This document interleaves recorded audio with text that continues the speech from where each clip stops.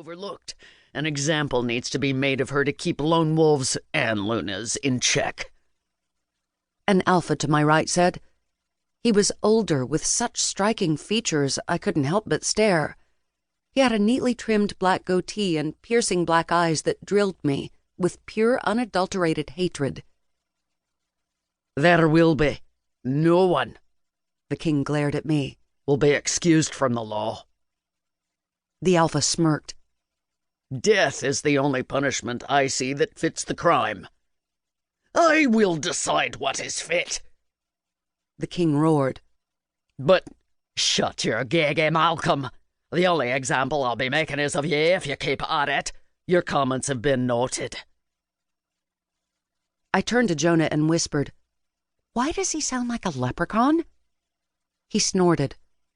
Your father is Scottish, not Irish. Don't let him catch you saying that. They're real sensitive about it. Noted, I murmured and looked back at Malcolm. I could see steam coming out of his ears.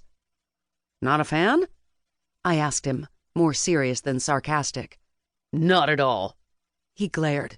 You're careless, crass, and everyone around you dies because of it. How many others will you infect before you realize you're an abomination? I was struck silent. The fierceness behind every word he spoke was a stab in the gut.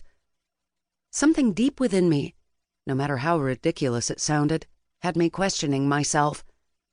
All those Lunas died because of me. It was a truth even I knew better than to bury. My rash behavior since I returned to New York City caused a chain reaction of events that could have been avoided if I had only listened.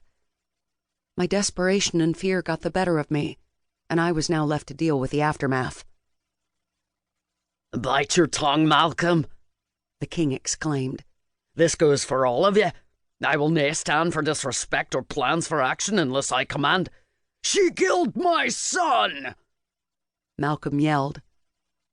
All the pieces fell into place. You're Logan's father. And Alpha of the Midwest, he snarled. My chest heaved up and down in rapid motions at the brink of an anxiety attack. I'd never had one before, but I was certain this was what it felt like. My fists clenched and unclenched at my sides, trying to keep them from wrapping around his throat. What your son did to me, you deserved!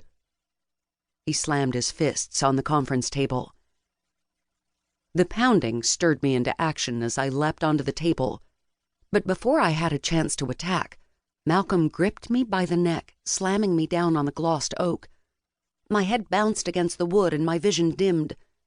He had me pinned as I stared into obsidian eyes that now looked all too familiar. I shook. The growls cut through the hammering of my heart, and I was able to recognize Bash and Jonah's snarl. Malcolm! The king roared, but his grip on me tightened. You killed him and Vivian, my only two children. They're dead because of you! Malcolm cried, his eyes wild with hate. They deserved it! I choked out. If he was going to kill me, an apology wouldn't be my last words. I gasped for air as he was ripped off me, his claws scraping the sides of my neck. I clutched my chest as I sat upright. Sebastian restrained him against the wall, his canine snapped at his face, a warning and a threat. Jonah was at my side, helping me off the table. You all right? He asked as he tucked me under his arm. I only nodded. I couldn't speak, not without my voice shaking. Henry, the king called out. Escort Malcolm out of the room and seize control of his pack until further notice. Sir! Malcolm exclaimed. Enough! I am king, you listen to me. Even with thousands of miles apart, the fierceness of an alpha, a king no less, thundered throughout the room. Malcolm stilled, his face paled as he stopped thrashing against Sebastian. His pitiful eyes fell on the king, and then to me. You're a cancer, he blanched. No, you're an idiot for defying my orders. Henry, one of the quieter alphas hanging in the back, took hold of Malcolm, who didn't resist. He motioned another alpha over to help escort.